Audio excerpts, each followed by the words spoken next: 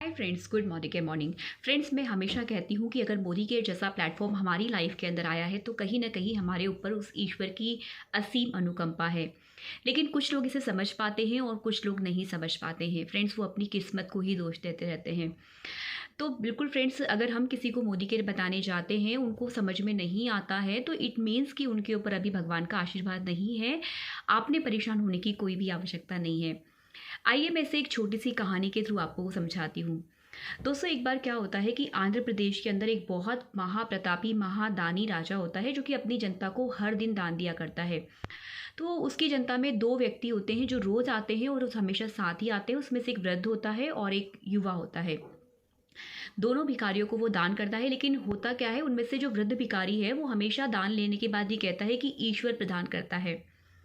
लेकिन जो युवा भिखारी होता है वो कहता है कि नहीं, राजा जी प्रदान करते हो। राजा जी उसकी बात से बहुत खुश होते हैं। वो ये समझते हैं कि यस, यही दान तो मैं है जो लोगों को कर रहा हूँ। लेकिन ये बूढ़ा भिखारी बार बार में ये क्यों बोलता है कि ईश्वर प्रदान करते हैं। फ्रेंड्स, एक दिन क्या करता है राजा, बहुत बड़ा इनाम लोगों को देता है, बहुत बड़ा धन लोगों को देता है।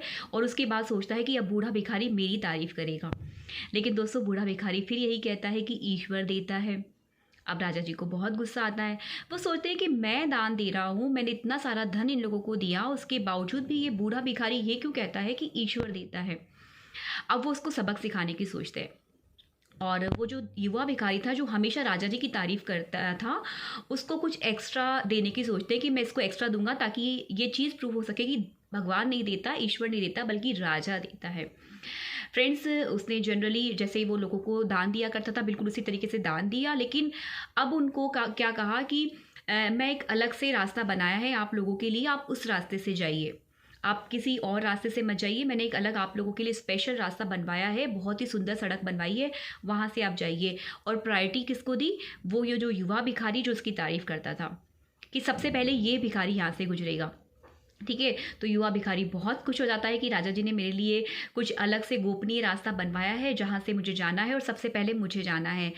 फ्रेंड्स, वो वहाँ से गुजरता है, देखता है बहुत सुंदर सड़क है, बहुत चौड़ी सड़क है, तो यहाँ पर तो मैं आंख बंद करके भी निकल सकता हूँ। और वो वहाँ से आंख बंद करके निकल जाता है। लेकिन फ्रेंड्स, जब वहाँ से वो वृद्ध भिखारी निकलता है तो वो देखता है कि वहाँ सड़क बहुत सुंदर है। और वो सड़क को निहारता है, देखता है वहाँ पर एक पर्स रखा होता है जिसमें बहुत सारा सोना भरा होता है। वो उस पर्स को उठाता है, बड़ा खुश होता है और घर आ जाता है।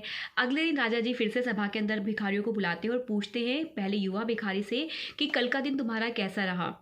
तो युवा भिखारी कहता है कि बहुत बढ़िया रहा, कल आपने मुझे इतनी शानदार सड़क पे से सबसे पहले गुजरने का मौका दिया तो मैं तो आंख बंद करके वहाँ से निकल गया क्योंकि सड़क बहुत ही अच्छी थी। अब वो वृद्ध भिखारी वहाँ पर आता है, उनसे राजा जी पूछते हैं कि तुम्हारा दिन कैसे रहा। तो कहता है, राजा जी मैं वो सड़क से निकला और वो सड़क इतनी सुंदर थी कि मैं उसको निहार रहा था, वहाँ पर मुझे एक सोने का भरा हुआ पर्स मिल गया। राजा जी बड़े दुखी होते हैं कि मैंने तो इसके लिए रखा था और इसको कैसे मिल गया। तो अब वो अपनी बात की और पुष्टि करना चाहते थे कि भाई ईश्वर नहीं प्रदान करता, राजा जी प्रदान करते हैं। तो वो अगले दिन फिर से पूरी भिखारियों जो है अपने राज दरबार में बुलाते हैं। और जो सबको दान देने के बाद में उस युवा भिखारी को अलग से बुलाते हैं और उसको एक कद्दू देते हैं।